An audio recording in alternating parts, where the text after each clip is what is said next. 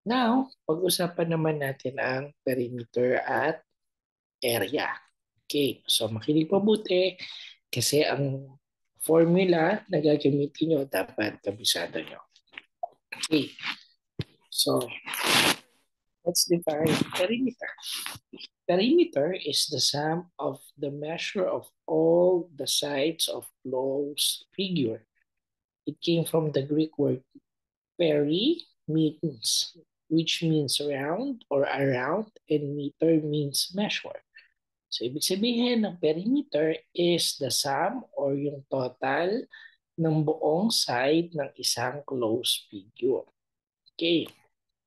So, for formula ng perimeter of square. Okay. So, perimeter of a square is,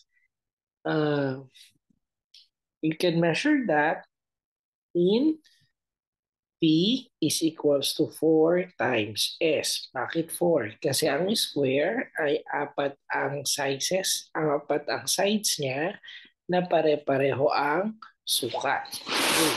Let's have the example with this one.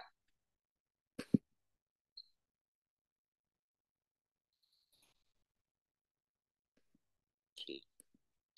Let's say we have this square that measure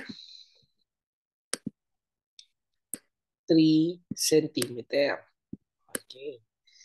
Sabi natin, ang square, ang sukat ng isa, sukat ng lahat ng sides niya. Sabi, ang perimeter ay total of all sides ng isang closed figure. So, perimeter, ilan ang sides ng square? Siyempre, 4 times, multiply lang natin yan sa, ano yung given measurement? 3 centimeter.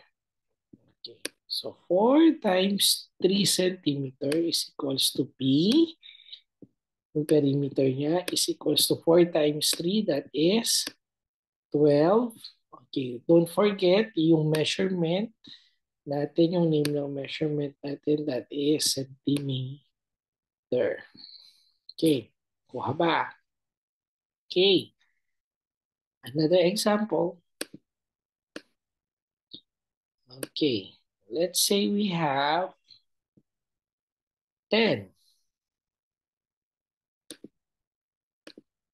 We have 10 meters. Okay. So again, yung sides ay 4 dahil pare-pareho siya ng sides times 10 meters. So 4 times 10, that is 40. So 40 meters. So ganun lang kadali yung pagsukat ng perimeter ng square. Okay. Now let's have the perimeter of rectangle. Okay. Square at saka rectangle lang tayo. Okay, paano ba kinukuha ang perimeter ng rectangle? So kung kanina si square ay 4 times sides, ngayon naman, ang formula natin ay perimeter is equals to A plus B, open close parentheses. That means that we multiply by 2. Again, formula ng ating rectangle ay P is equals to close and open parenthesis A plus B. It means that is multiplied, then we will multiply it by 2. Okay, let's have the example. Okay. Let's say, may rectangle tayo. Okay, say square, pwede siyang isa lang yung given na uh, measurement ng sides. Sa rectangle, mostly or madalas, dalawa yung given na measurement ng sides. Let's say this sides is measured by 8 meters. Okay.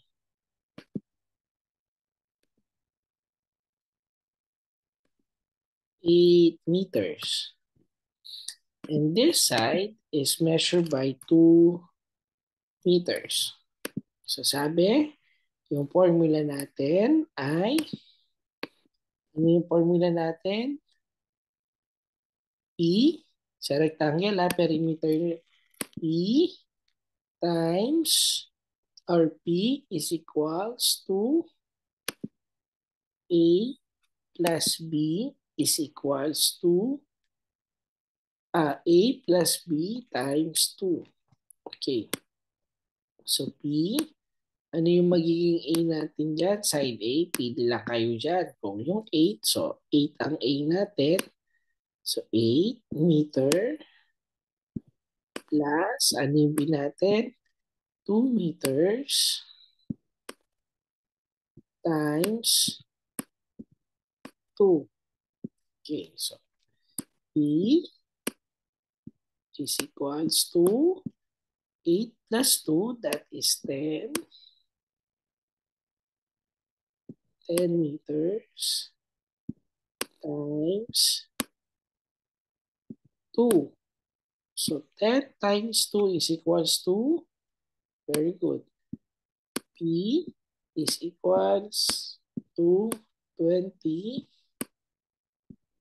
meters. So yun yung sagot natin. Okay, maliwanag? Isa pa. Okay.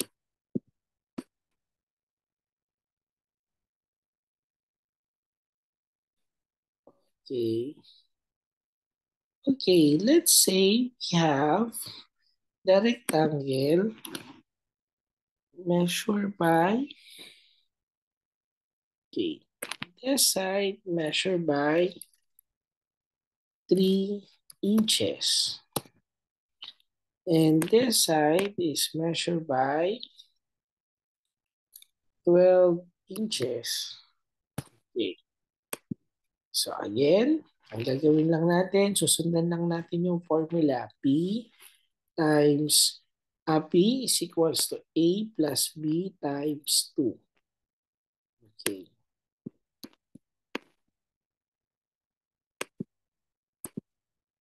Okay. So we have P. Ano yung A nyo? Pili lang kayo. Pwede yung 12.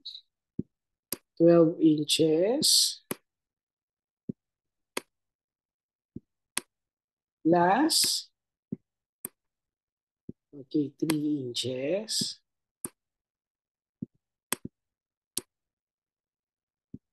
times, okay, very good, times 2. So 12 plus 3 is equals to 15 inches